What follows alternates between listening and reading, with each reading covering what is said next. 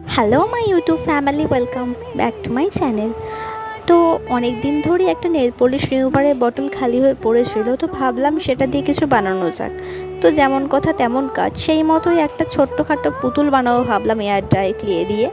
প্রথমবার চেষ্টা করছি এয়ার ড্রাই ক্লে দিয়ে কিছু বানানো, জানি না কতটা কি কেমন করতে পেরেছি বা না পেরেছি, কারণ মোল্ডেড ক্লে আমি আগে ব্যবহার করেছি জুয়েলারি বানানোর জন্য, but air dry clay first time এইভাবে ইউজ করছি অ্যাজ এ পুতুল বানাতে।